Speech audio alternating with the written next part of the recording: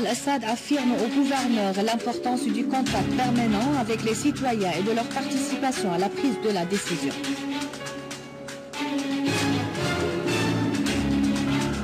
Libération des sœurs religieuses du monastère de Sainte-Thècle après 4 mois d'enlèvement.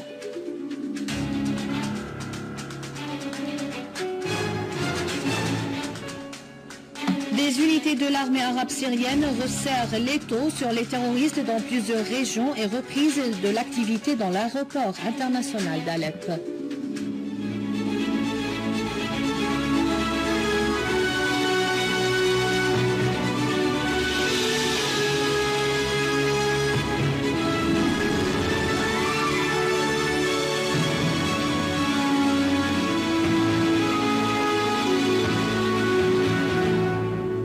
Les détails du journal, bonsoir.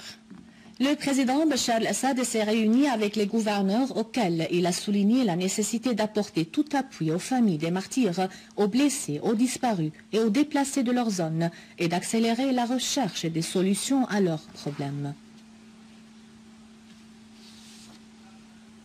L'Assemblée du peuple a commencé lors de sa séance l'examen du projet de loi portant sur les élections générales. Cette loi sera adoptée vu que la loi des élections générales mise en vigueur, conformément au décret législatif numéro 101 de l'an 2011, a été approuvée avant la mise en vigueur de la nouvelle constitution, n'a pas compris les dispositions de l'élection du président de la République. C'est limité aux élections de l'Assemblée du peuple et des conseils locaux. De même, cette loi a pour but d'être au diapason avec les changements et la nouvelle constitution, de développer le processus électoral et d'écarter tout ce qui peut influer sur la volonté des électeurs en vue de refléter le processus de la réforme et du développement que suit la République arabe syrienne.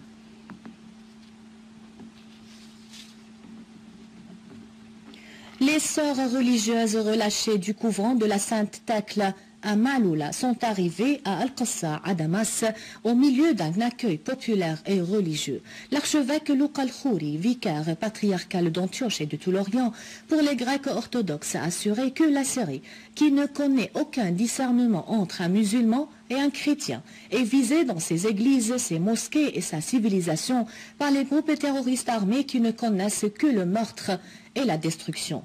En outre, l'archevêque Khouri a remercié le président Bachar al-Assad pour les grands efforts qu'il avait déployés en vue de libérer les sœurs religieuses. De leur côté, nombre de sœurs religieuses relâchées ont remercié toutes les parties qui avaient contribué à leur libération, en particulier la direction syrienne, et se sont dites satisfaites de regagner la patrie.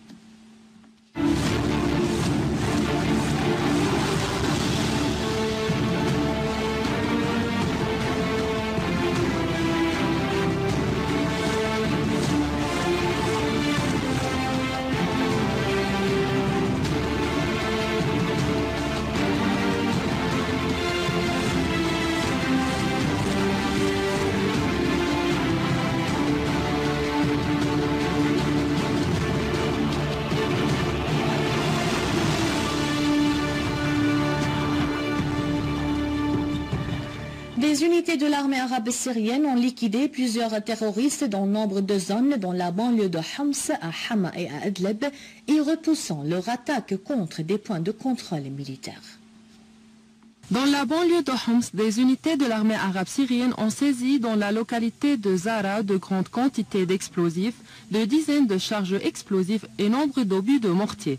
Le correspondant de la télévision syrienne a fait noter que les explosifs pèsent environ 200 kg, soulignant le désamorçage de 24 charges explosives plantées par des gangs terroristes armés pour attaquer les citoyens et les forces de l'armée arabe syrienne.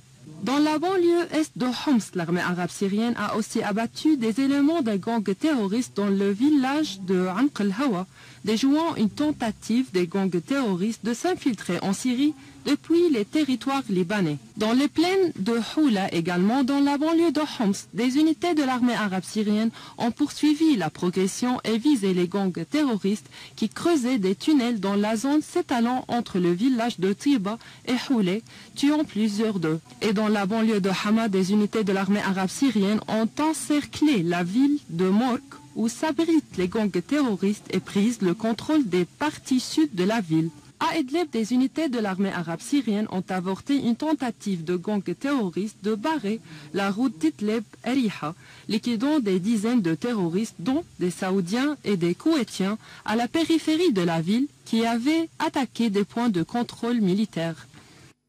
Et dans le même contexte, dans le village de Zara, et après que l'armée arabe syrienne y ait rétabli la sécurité dans le village, sur la route de Homs-Palmyre, les services compétents ont désamorcé 2 charges explosifs.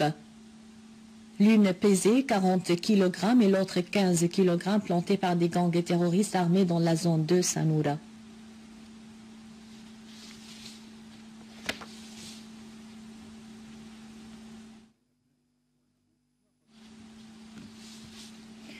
Dans la banlieue de Damas, des unités de l'armée arabe syrienne ont exécuté une série d'opérations spécifiques contre des rassemblements des terroristes. 15 terroristes ont été tués et plus de 70 autres ont été blessés à Yabroud et à ses alentours.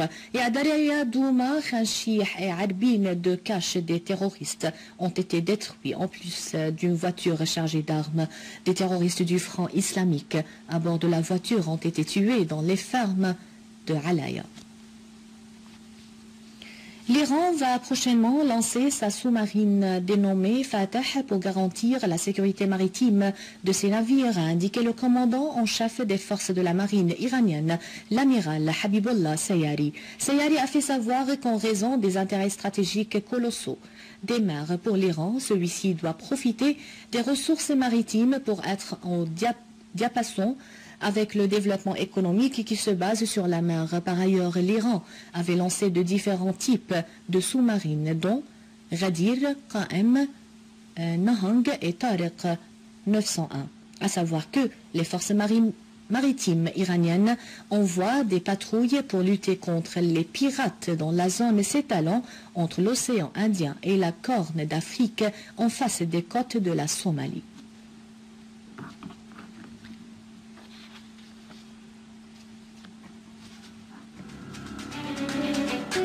Le président Al-Assad affirme au gouverneur l'importance du contact permanent avec les citoyens et de leur participation à la prise de décision. Libération des sœurs religieuses du monastère de Saint-Tacle après 4 mois d'enlèvement.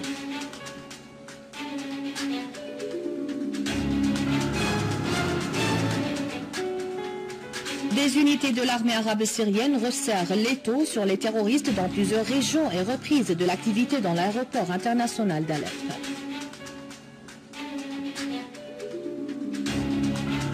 C'est la fin du journal. Merci de l'avoir suivi. Avant de vous quitter, je vous rappelle que vous pouvez consulter le site internet syriaonline.sy pour revoir ce journal et davantage d'informations. Merci bien. Au revoir.